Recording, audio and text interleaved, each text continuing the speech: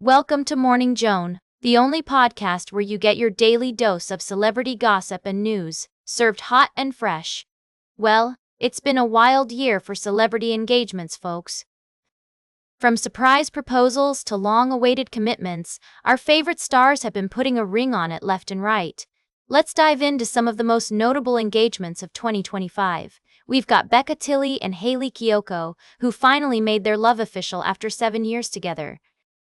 The singer-songwriter proposed to the Bachelor alum in picturesque Mallorca, and we can't get enough of the adorable photos from their special moment.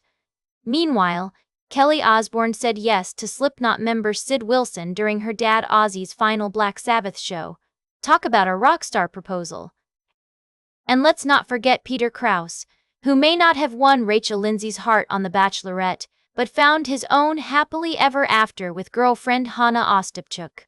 Other notable engagements include James Maslow and Caitlin Spears, Candace King and Steven Kruger, and Simu Liu and Allison Shu.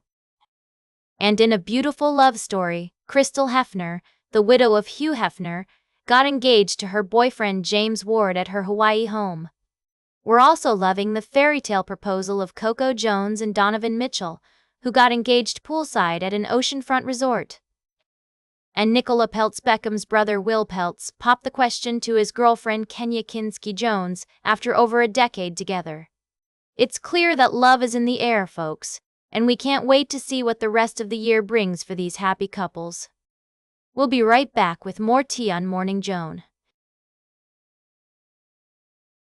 Welcome back to Morning Joan. We're diving into the world of entertainment now, and I've got a tale that's sure to delight all you music lovers out there. It seems that James Corden and Jimmy Fallon decided to take a break from their hosting duties and showcase their vocal talents at Emilio's Ballato in New York City. According to sources, they jumped on stage with the Eric Newman Jazz Band and started belting out some classic tunes. Think Sinatra and Tony Bennett. Corden, who's currently starring in the Broadway show Art, allegedly killed it with his rendition of My Way, while Fallon followed up with a smooth performance of I Left My Heart in San Francisco. It's no surprise that these two can sing. But what is surprising is how they just happened to be at the same restaurant and decided to take the stage together. I mean, who wouldn't want to hear these two talented guys singing some of the greatest songs of all time? The private back room of Emilio's Ballato has played host to many A-list celebrities over the years, including Rihanna, Brad Pitt, and Leonardo DiCaprio. And now, we can add Corden and Fallon to that list. It just goes to show that you never know what might happen when you're out on the town in New York City. It's always exciting to see celebrities letting loose and having fun, and this impromptu performance is definitely a memorable one. Who knows, maybe we'll see more of Corden and Fallon's musical talents in the future. Welcome back to Morning Joan, darlings. It's time to dish out the latest in fashion from down under, specifically from the Melbourne Cup's Oaks Day. Can you believe it? The Aussies know how to bring the glamour, and I am living for it. So, let's talk about the best looks from the event. We have Kate Waterhouse, looking like a 1950s bombshell in her Miriam Sadiq dress with Jimmy Choo heels. That bustle and train are everything. But I do hope she's ready for a long day of standing in those sky-high stilettos. As she said, my feet are ready for flat shoes all next week. Don't we all feel you, Kate?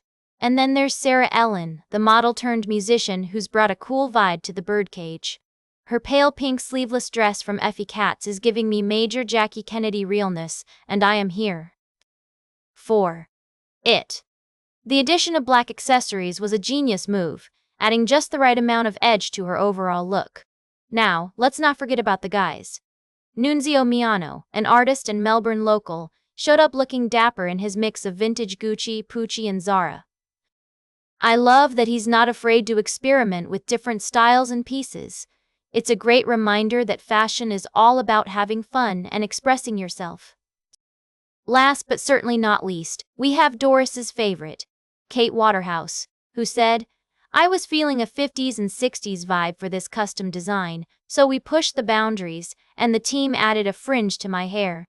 I must say, the false fringe is a nice touch. but I do hope she doesn't get too tired of pushing it out of her eyes throughout the day. And, of course, no discussion of Oaks Day fashion would be complete without mentioning Doris's girl Sarah Ellen, who said, "I was expecting it all to be a bit more over the top. There's a great deal of restraint in beauty." I couldn't agree more, darling. The restraint and beauty on display at this event are truly something special. That's all for today's Morning Joan. Remember to like, share, and subscribe, and until next time, stay fabulous.